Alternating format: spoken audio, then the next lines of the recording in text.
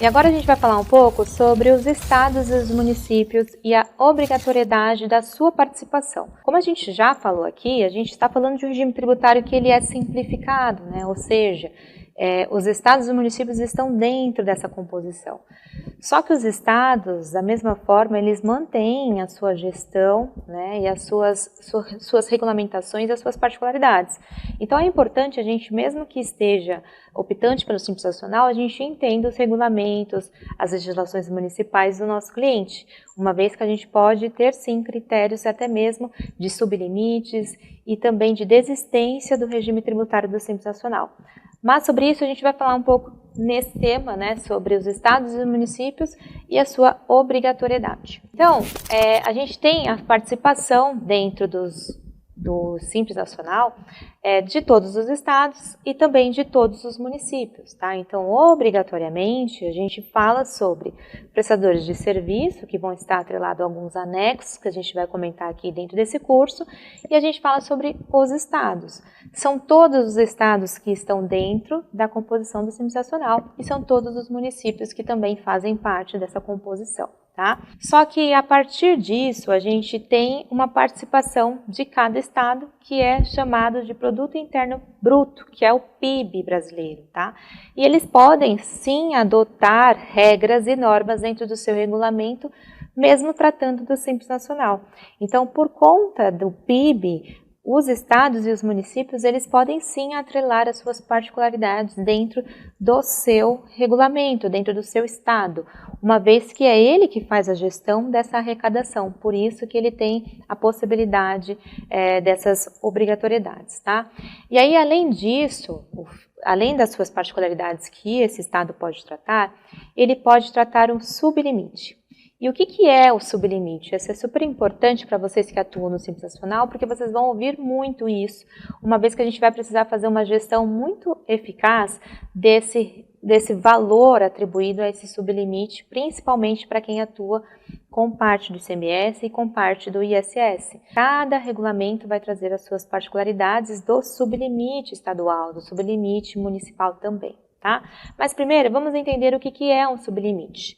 Então, são limites diferenciados de uma receita bruta, né, anual, para as empresas que estão dentro do Simples Nacional, que são EPP, de pequeno porte, válidos apenas para efeito do recolhimento do ICMS e do ISS. Isso é um ponto importante, uma vez que a gente fala sobre DAS, a unificação não só do ICMS e do ISS, a gente fala sobre o PIS e COFINS, né? A gente fala sobre o RPJ, a gente fala sobre o CPP.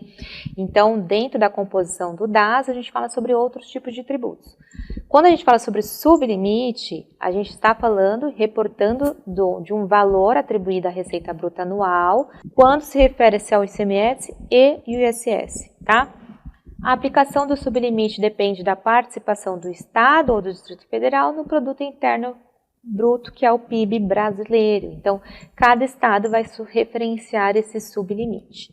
O sublimite adotado por um Estado aplica-se obrigatoriamente ao recolhimento do ISS e dos municípios neles localizados, e a relação dos Estados que adotam sublimites é publicado a cada ano por meio da resolução do Comitê Gestor do Simples Nacional.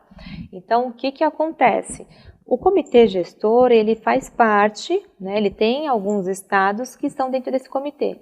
Então, referente ao PIB, eles começam a fazer as suas análises para entender qual vai ser o sublimite aplicado àquele ano, porque envolve muita economia, né, do país, então por isso que existe esse entendimento. Então, cada estado vai trabalhar as suas particularidades, o comitê gestor ele fecha esse valor e aí todo o início do ano ele trata para a gente, dentro das resoluções, qual vai ser o sublimite aplicado dentro daquele ano. Os sublimites são facultativos, né? Eles são adotados pelos estados, Distrito Federal, e eles são divulgados por meio do próprio portal do Simples Nacional, por meio de uma resolução. Os sublimites adotados de 2007 e 2020 estão todos resumidos pelo anexo da resolução 140 de 2018 e os posteriores foram divulgados por meio de portarias. O que aconteceu aqui?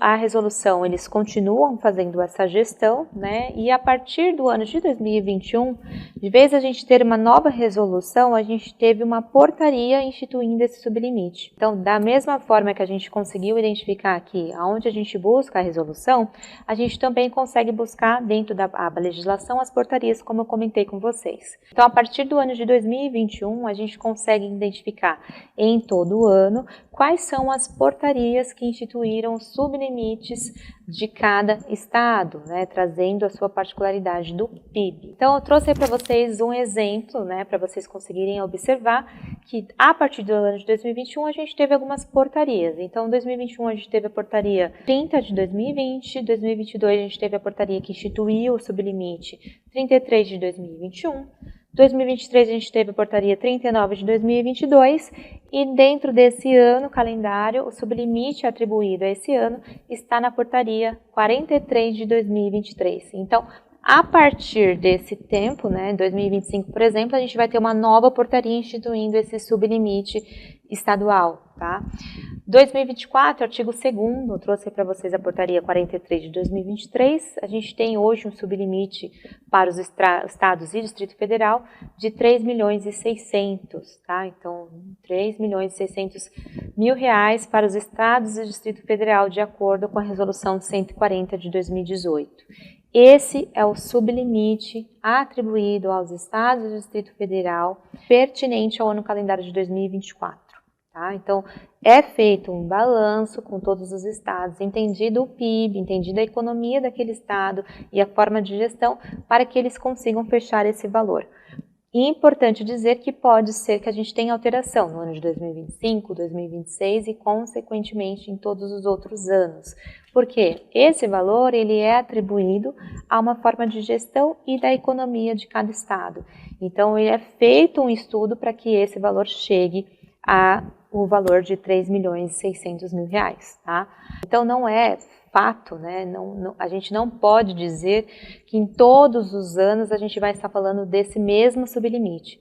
É sempre importante. Validou o ano calendário de 2024, no ano de 2025 vocês façam a nova pesquisa para que vocês consigam avaliar qual é o valor atribuído ao sublimite daquele ano, ok? Assim como acontece nos municípios também.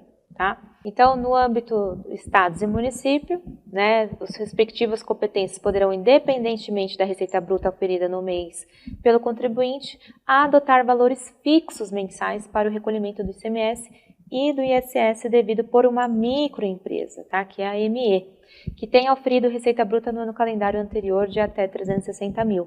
Então, o que pode acontecer aqui? Os estados e os municípios, como eu já comentei com vocês, eles têm sim particularidades que podem ser atribuídas aos seus estados. E o que ele pode fazer com a microempresa? Porque até então, quando a gente fala sobre um faturamento maior de 360.000, a gente está falando de uma EPP. Por isso que tem o sublimite atribuído à resolução que a gente acabou de comentar, 140 de 2006, né? E agora dentro dessa portaria que a gente comentou do ano de 2024, que trouxe 3.600.000. Os estados, pertinentes aos seus regulamentos, eles podem trazer para o seu cliente, para o seu contribuinte, valores fixos de pagamento do ICMS, quando ele for enquadrado como uma ME. Então, se ele auferiu 360.000 no ano calendário anterior, o Estado ele pode trazer dentro do seu regulamento qual é o valor fixo do ICMS que ele vai precisar fazer o recolhimento. Então, isso independentemente do valor que ele tiver de receita daquele mês, ele vai ser atribuído o recolhimento de um valor atribuído a um regulamento estadual. Assim como também pode acontecer no município.